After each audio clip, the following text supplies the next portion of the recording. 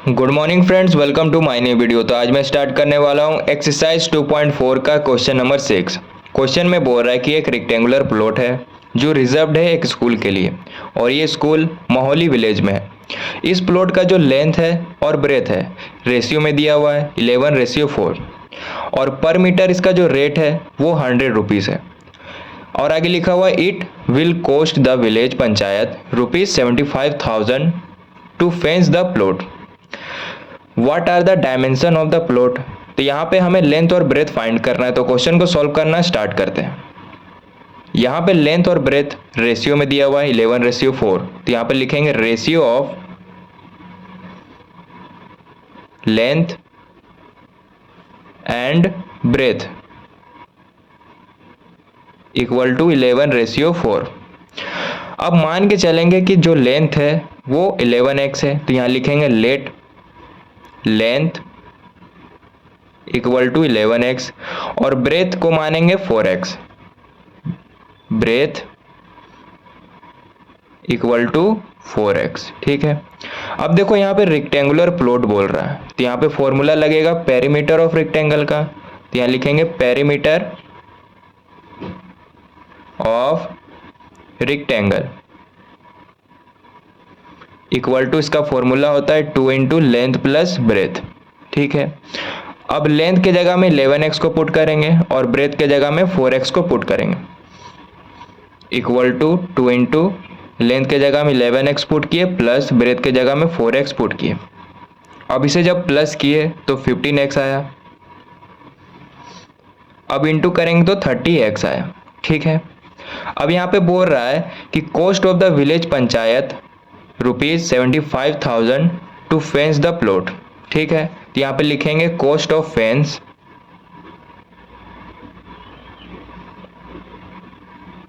Equal to 75,000। ठीक है, अब कॉस्ट ऑफ फेंस लिखा हुआ है, तो यहाँ पे हम क्या लिखेंगे perimeter of rectangle into rate of पर मीटर ₹100 दिया हुआ यहाँ पर, तब मेरा कॉस्ट ऑफ आ जाएगा पूरा पूरी। यहाँ लिखेंगे पेरीमीटर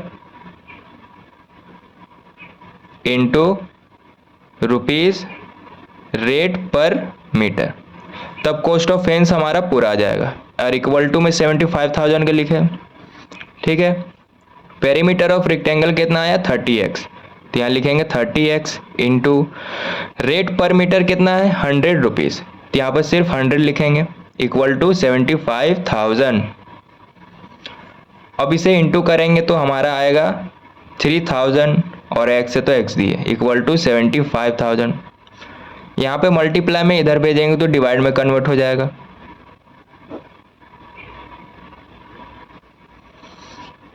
अब देखो ऊपर नीचे 3 जीरो है तो काट दिए जीरो को। 3 का टेबल में 75 25 बार में आता है, तो x का वैल्यू आ गया 25।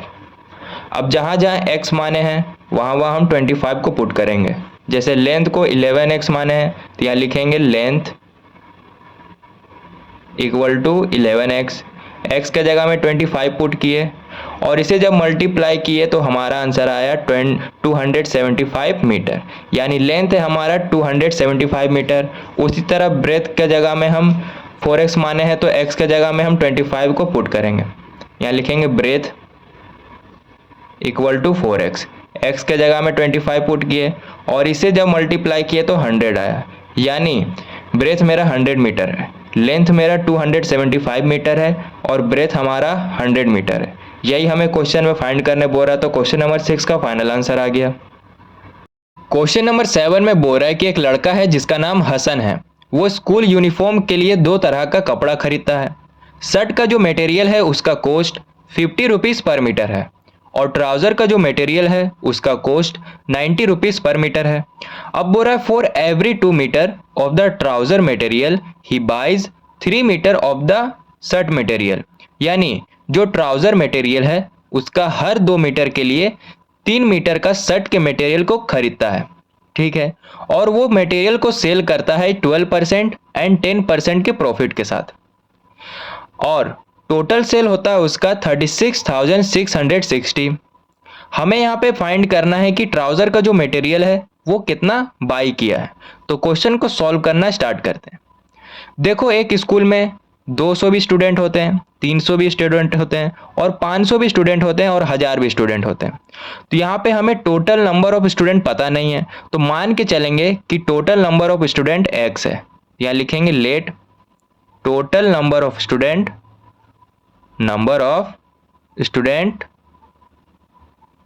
इक्वल टू x मान लिए। अब एक तरफ हम शर्ट लिखेंगे और एक तरफ ट्राउजर।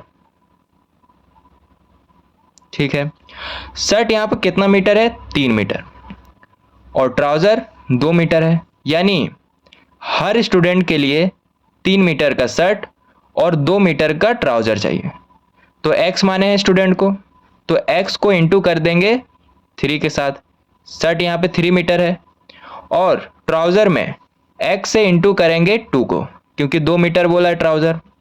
अब इसे जब हम मल्टीप्लाई किए तो 3x आया, और इसे जब मल्टीप्लाई किए तो 2x आया, और ये मेरा मटेरियल है। ठीक है, क्या है? मटेरियल।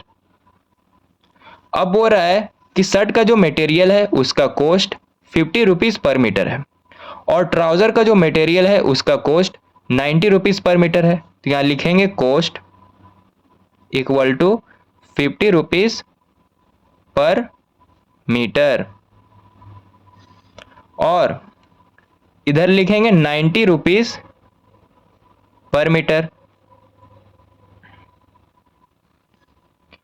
50 को मल्टीप्लाई कर देंगे 3x के साथ, तो 50 इंटू 3x, तो इसे जब मल्टीप्लाई किए तो 150x आया, यानी कॉस्ट आ गया 150x, और इधर मल्टीप्लाई करेंगे 90 के साथ को 2x के साथ, तो जब मल्टीप्लाई किए तो 180x आया, तो कॉस्ट आ गया इधर भी।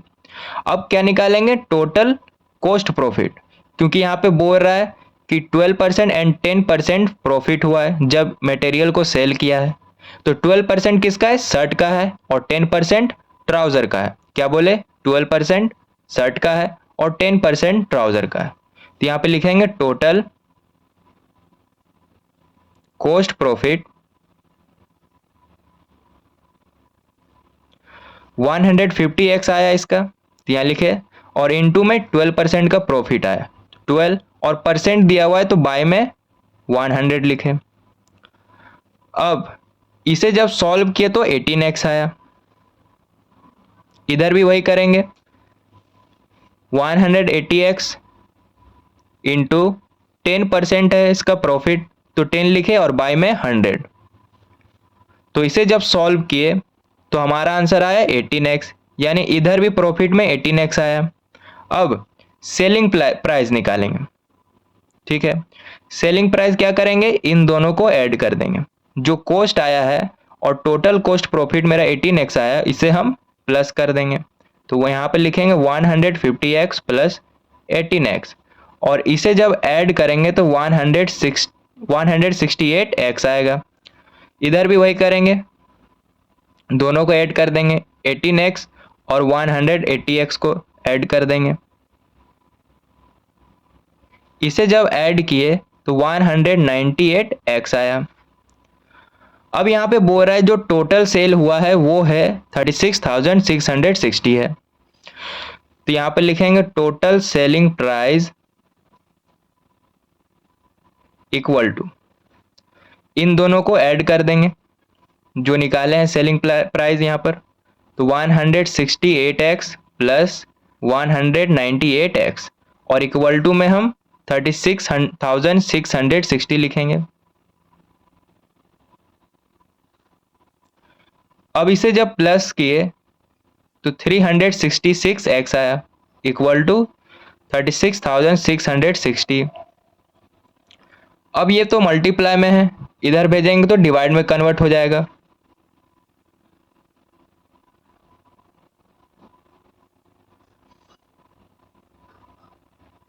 अब इसे डिवाइड करेंगे, तो जब डिवाइड किए तो अप्रोक्स में हमारा 100 आ गया। ठीक है, अप्रोक्स का मतलब लगभग लगभग, तो x का वैल्यू आ गया 100। अब हमें क्या फाइंड करने बोल रहा था? कि ट्राउजर का कितना मटेरियल बाय किया है। तो यहाँ पे ट्राउजर 2x माने हैं, तो यहाँ लिखेंगे trouser equal to 2x, x के जगह में 100 पुट किए और इसे जब मल्टीप्लाई किए तो 200 आया, तो ट्राउजर का आ गया 200। तो क्वेश्चन नंबर 7 का फाइनल आंसर आ गया।